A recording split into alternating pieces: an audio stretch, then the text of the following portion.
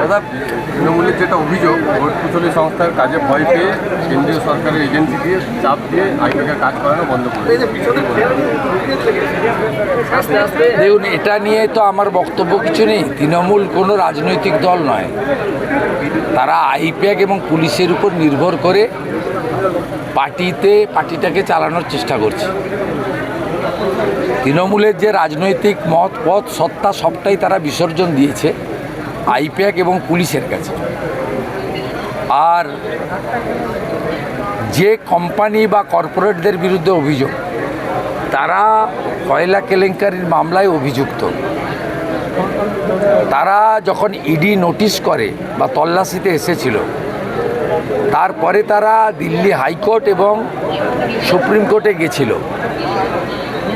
কোথাও কিন্তু তারা আইনি প্রোটেকশনও এখনো অবধি পাননি। গোয়া নির্বাচনের সময় তৃণমূল কংগ্রেস এবং অন্য রাজনৈতিক দলগুলোর হয়ে হাওলার মাধ্যমে কোটি কোটি টাকা এই আইপ্যাক সংস্থার অ্যাকাউন্টে ঘোরাঘুরি করেছে। সেই তথ্য প্রমাণের ভিত্তিতেই কয়েক বছর ধরে এই অভিযান বা এই ব্যবস্থা তারা নিচ্ছে। তৃণমূল কংগ্রেসের যদি কোথাও মনে হয়েছে যে রাজনৈতিক কারণ, তাহলে আইপ্যাকের মতো তাদেরও উচিত উচ্চ আদালত বা উচ্চতর আদালতে যাওয়া। সেটা না করে ভাষণে বলছেন আমি তোমাদের চাকরি দেব। তার মানে মমতা এলে আবার চাকরি চুরি হবে। নিজেই বলছে, গতকাল তিনি ভাষণ দিয়েছেন, আইপ্যাকের লোকেদেরকে আমি চাকরি দেব। তার মানে পশ্চিমবাংলায় চাকরি পেতে গেলে এডুকেশন লাগে না, চাকরি পেতে গেলে চাকরির পরীক্ষায় বসার দরকার হয় না, চাকরি পেতে গেলে কম্পিউটার জানার দরকার হয় না।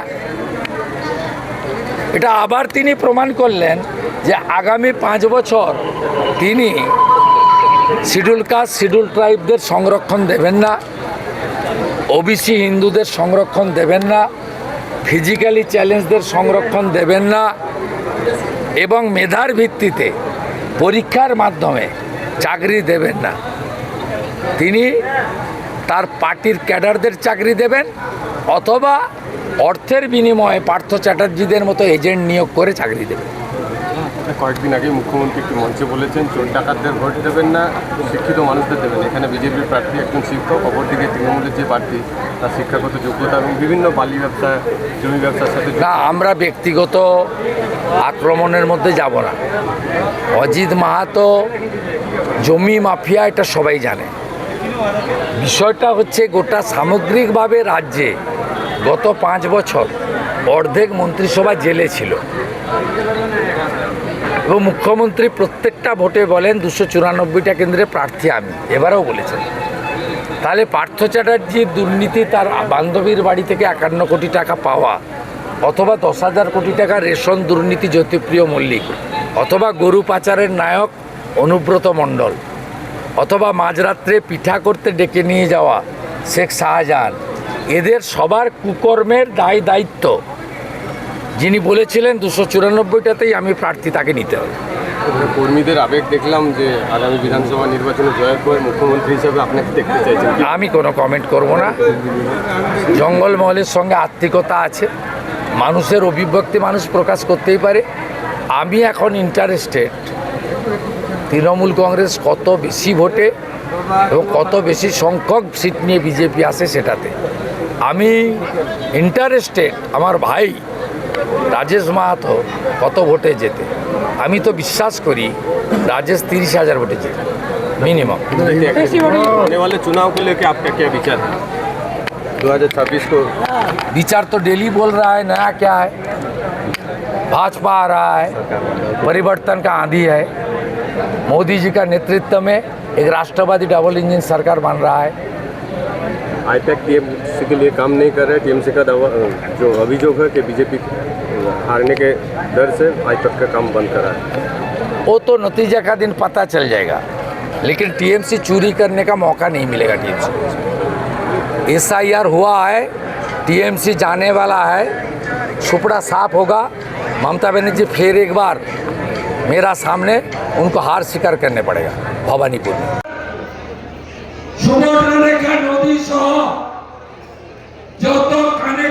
নদী আছে সব নদী লুট করেছে।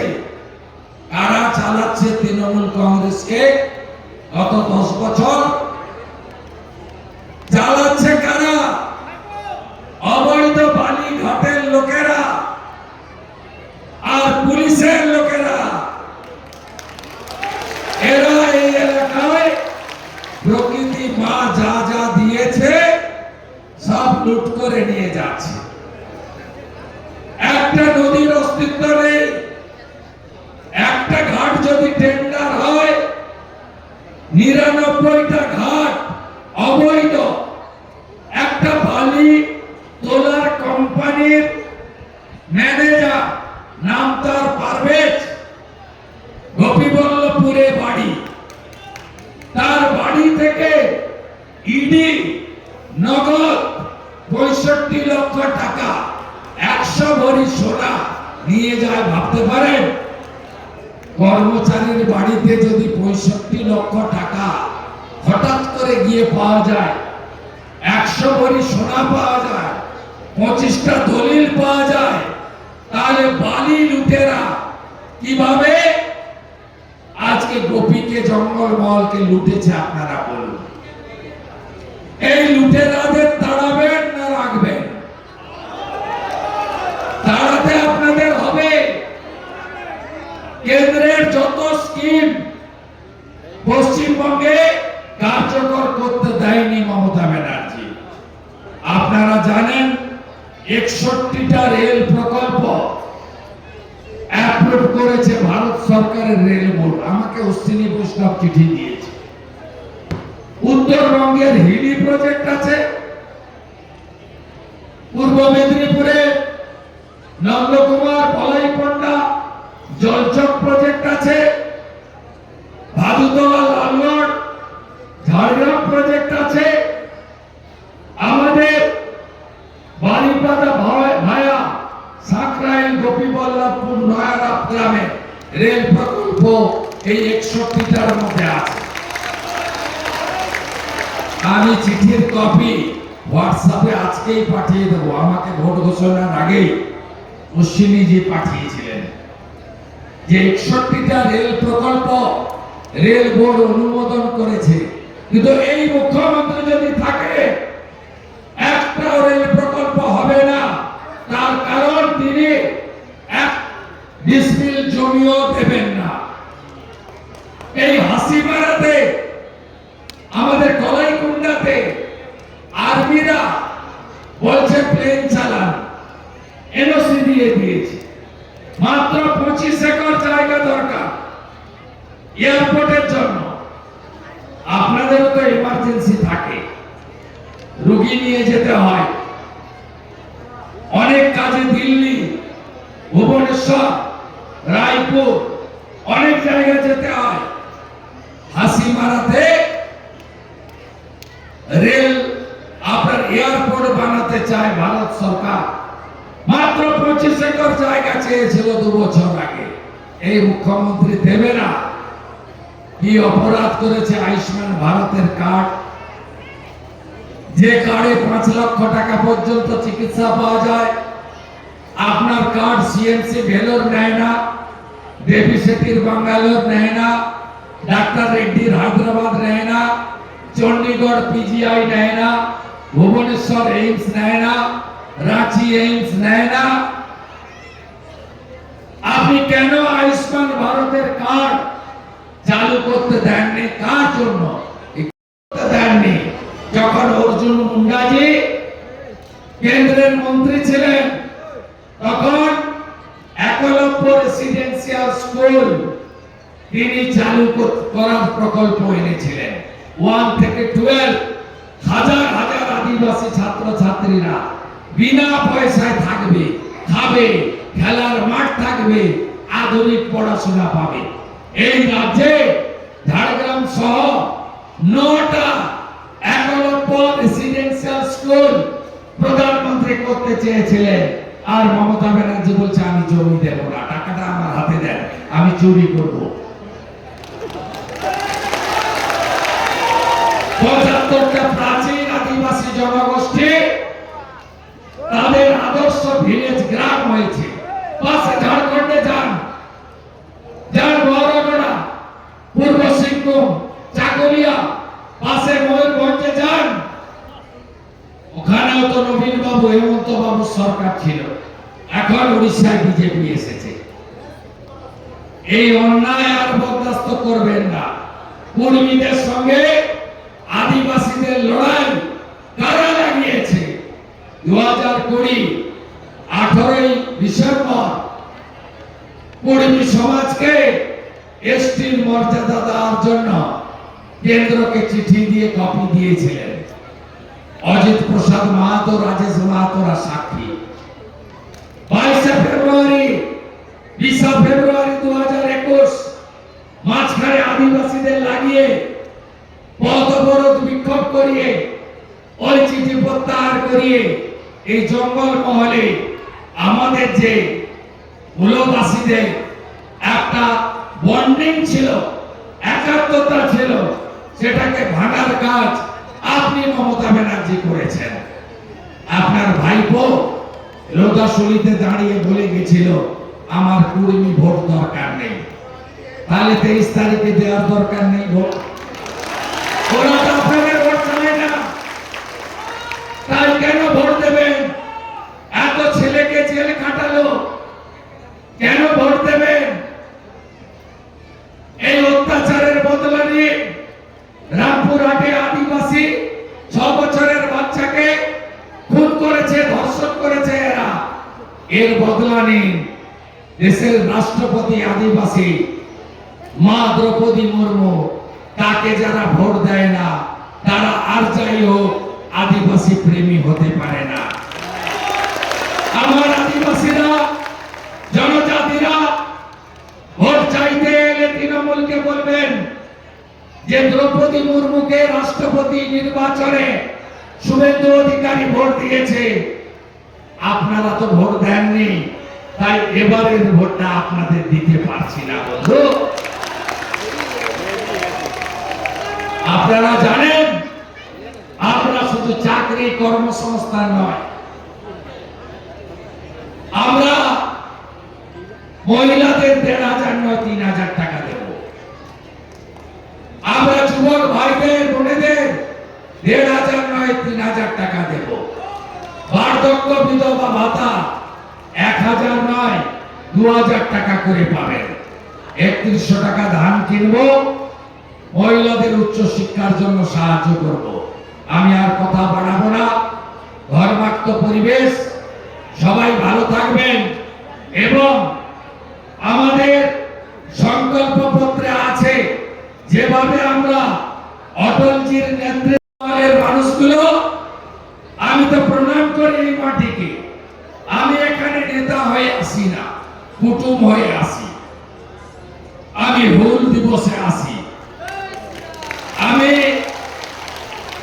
ঝুমুর গানের উৎসবে আসি, আমি টুসু পরবে আসি। আমার সঙ্গে আর্থিক সম্পর্ক আছে। আজকে মমতা ব্যানার্জি, আপনি এখানকার মানুষকে কষ্ট দিচ্ছেন। রেলের জমি না দিয়ে, আয়ুষ্মান ভারতের কার্ড না দিয়ে, জল জীবন মিশনের জল না দিয়ে, বিশ্বকর্মা যোজনা মোদিজি এনেছেন। হাতের যারা কাজ করেন, এখানে বেতের কাজ করেন, শালপাতার বাটি থালা তৈরি হয়, সোলারের কাজ হয়, প্রচুর কুম্ভকার আছেন, মাটির হাঁড়ি বানান, কত রকমের হাতের কাজ হয়। বিশ্বকর্মা যোজনা আপনি একমাত্র মুখ্যমন্ত্রী চালু করতে দেননি। 8,65,000 দরখাস্ত পড়ে আছে।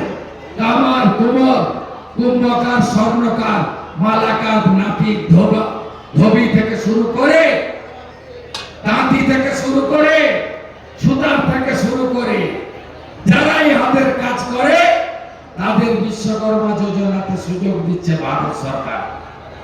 আপনি করতে দেননি, কেন করতে দেননি? তাই পাল্টানো দরকার চাই বিজেপি সরকার। উজালার গ্যাস 400 টাকা কমে পাওয়া যায়।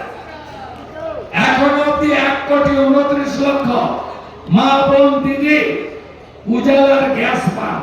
400 টাকা বাজারের থেকে কম। 15 লক্ষ দরখাস্ত পড়ে আছে মা বোন দিদিদের, ইনি করতে দেননি। আপনাদের এই সরকারকে পাল্টে দেওয়া দরকার। আমরা কি কি দেব বলেছে? আমরা বলেছি আয়ুষ্মান ভারতের কার্ড চালু হবে, বিশ্বকর্মা যোজনা চালু হবে, উজালা 3 সব দরখাস্ত আমরা কার্যকর করব। প্রধানমন্ত্রী সূর্য ঘর হবে, প্রত্যেক বাড়িতে ভারত সরকারের টাকায় সোলারের প্লেট লাগিয়ে দেব, ইলেকট্রিকের বিল দিতে হবে না। চাকরির বয়সের ঊর্ধ্বসীমা 5 বছর বাড়বে। ডিসেম্বরের মধ্যে আপনাদের 6 লক্ষ ছেলে মেয়ে তারা ঘুষ ছাড়া মেধা অনুযায়ী পরীক্ষার ভিত্তিতে এসসি এসটি ওবিসি যারা তারা সংরক্ষণের অধিকার নিয়ে কর্মসংস্থান পাবেন। আপনি জানেন schedule caste, schedule tribe, OBC, Hindu, আপনাদের যে অধিকার সংবিধান দিয়েছে পশ্চিমবঙ্গে সে অধিকার কেড়ে নেওয়া হয়েছে। 1,15,000 civic volunteer schedule caste, schedule tribe সংরক্ষণ পাননি। 4,000 ভিলেজ পুলিশ সংরক্ষণ দেওয়া হয়নি। 20,000 junior constable, home guard, lady constable সংরক্ষণ দেওয়া হয়নি।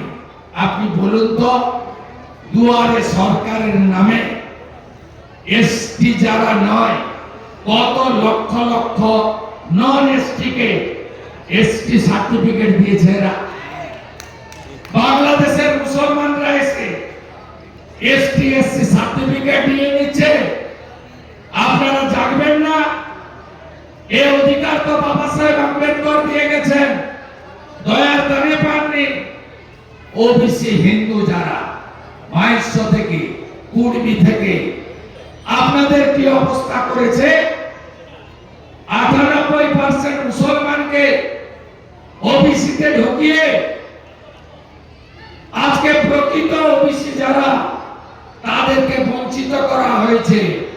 ওবিসি এতে ওরা, ওবিসি বিতে কুড়মি সহ অরিজিনাল ওবিসিরা যাদের ভারত সরকার দিয়েছে। এই লড়াইতে জিততে হবে।